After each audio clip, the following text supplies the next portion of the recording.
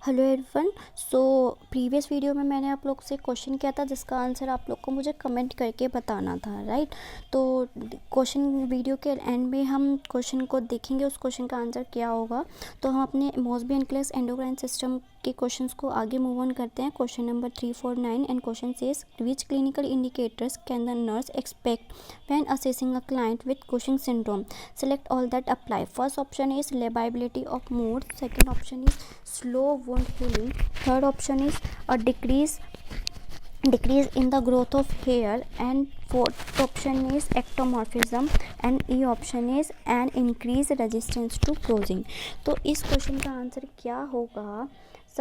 सबसे पहले हमें क्वेश्चन की लैंग्वेज समझना बहुत ज़रूरी है। तो हम कुशिंग सिंड्रोम के क्वेश्चन प्रीवियस वीडियोस में बहुत कर चुके हैं, तो ये क्वेश्चन का आंसर करना आप लोग के लिए आई होप इजी हो जाए। तो क्वेश्चन कहता है क्लिनिकल इंडिकेशन जो नर्स जो है एक्सपेक्ट कर, क्या कौन सा क्लिनिकल इंडिकेशन जो है नर्स एक्सपेक्ट करेगी कुशिंग सिंड्रोम के रिगार्डिंग। तो कुशिंग सिंड्रोम का क्लिनिकल इंडिकेशन पूछ रहा है। तो सिलेक्ट ऑल दैट अप्लाई। एक से ज़्यादा ऑप्शंस हमारे क्या हैं, करेक्ट हैं, राइट। तो क्वेश्चन क्या कहता, तो फर्स्ट ऑप्शन कहता है लेबाइबिलिटी ऑफ द मूड। जब एक्सेस एडेनोकॉर्टिकॉइड हार्मोन जो इंक्रीज हो जाता है, एक्सेस एडेनोकॉर्टिकॉइड का लेवल इंक्रीज हो जाता है, एक्सेस हो जाता है, तो ये कोस इमोशनल जो अनस्टेबिलिटी कोस करता है वो क्या करता है, इमोशनल लेबाइबिलिटी, यूफोरिया एंड साइकोसिस की कंडीशन अराइज होती है। अगर इमोशनल इंस्टेबिलिटी की मैं बात करूं तो लेबाइबिलिटी क्या होता है, लेबाइबिलिटी ऑफ मूड में क्या होता है। अगर मैं आप लोग को एग्जांपल से समझाऊं कि लेबाइबिलिटी ऑफ मूड में क्या होता है कि फॉर एग्जांपल कि एक पेशेंट है, वो साइकेट्रिक ओपीडी में गया, और जब साइकेट्रिक जो होता है वो असेस करेगा क्लाइंट को अपने, तो वो क्या देखेगा कि जो पर्सन है वो एक पल तो हंस रहा है और दूसरे ही पल रो रहा है, यानी एक इमोशन से वो दूसरे इमोशंस में जंप कर दे रहा है एक साथ, ठीक है। अभी तो वो रो रहा है, दूसरे पर वो हंसने लगा। तो इसको हम बोलते हैं लेबाइबिलिटी ऑफ द मूड, राइट। तो ये ऑप्शन क्या है हमारा, करेक्ट है, राइट। ये ऑप्शन हमारा क्या हो जाता है, करेक्ट होता है। सेकंड ऑप्शन है स्लो वुंड हीलिंग।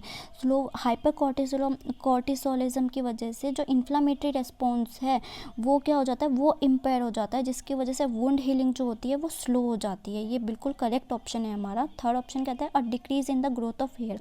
जैसे कि हमने प्रीवियस वीडियो में बात करी थी, जब कुशिंग सिंड्रोम होता है तो एड्रेनोकॉर्टिको हार्मोन के लेवल इंक्रीज हो जाता है, यानी एंड्रोजन जो होता है, सेक्स हार्मोन जो होता है, वो उसका लेवल इंक्रीज हो जाएगा।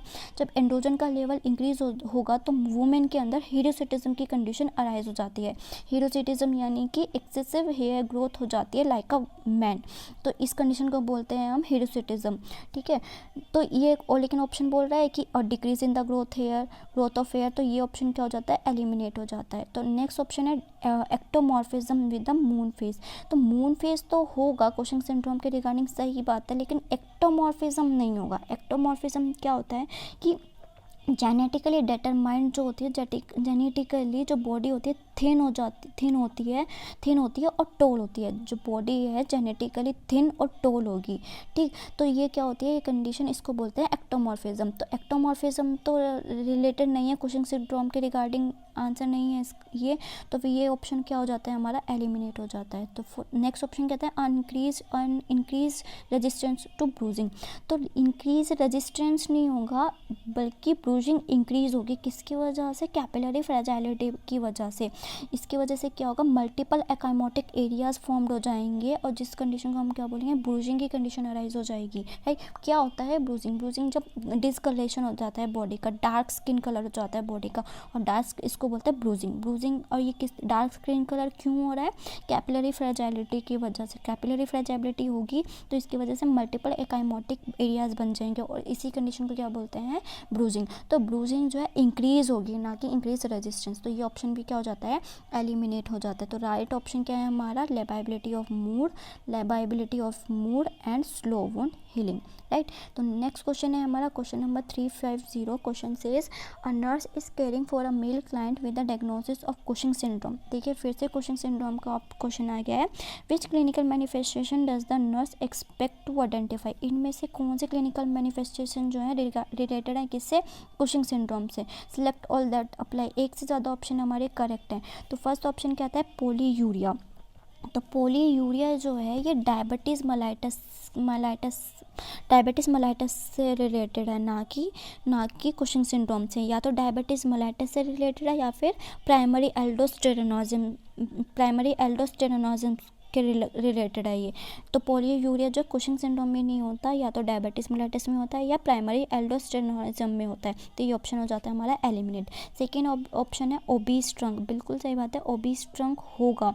जैसे कि हमने प्रीवियस वीडियोज़ में हमने बात करी थी कि एड्रेनोकोर्टिकोल का हार्मोन जब एक्सेस होता है तो ग्लाइकोजेनेसिस की वजह से फैट डिपोजिशन होने लगता है सुप्राक्लैविकुलर रीजन पर और एब्डोमिनल रीजन पर। तो ये बिल्कुल करेक्ट बात है, ओबीस ट्रंक होगा। नेक्स्ट ऑप्शन है हाइपोटेंशन। तो हाइपोटेंशन नहीं होगा, हाइपरटेंशन होगा, सोडियम एंड वाटर के रिटेंशन होने की वजह से। तो ये ऑप्शन हो जाता है हमारा गलत, इसको कर देते हैं हम एलिमिनेट। सेकेंड ऑप्शन है स्लीप डिस्टर्बेंस। स्लीप डिस्टर्बेंस होगी किस वजह से? क्योंकि डायरेनल सिक्रेशन जो है वो अल्टर्ड हो रहे हैं। तो जिसकी वजह से जो डायरेनल सिक्रेशन है कॉर्टिसोल के वो अल्टर्ड हो रहा है, जिसकी वजह से स्लीप डिस्टर्बेंस होगी। तो ये ऑप्शन हमारा क्या है? करेक्ट है। नेक्स्ट ऑप्शन है thin arm and leg.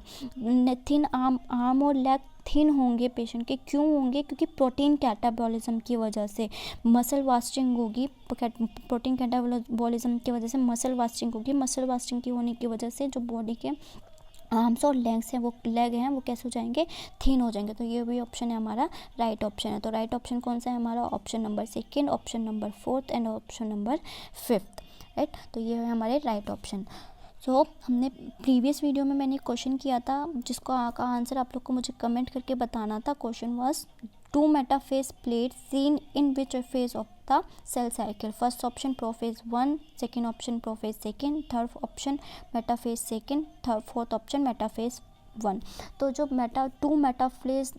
Metaphase plate दिखती हैं वो हमें मिलती है मेटाफेज 1 में, राइट। तो राइट ऑप्शन है हमारा फोर्थ, मेटाफेज 1। तो नेक्स्ट क्वेश्चन है total number of spinal nerve.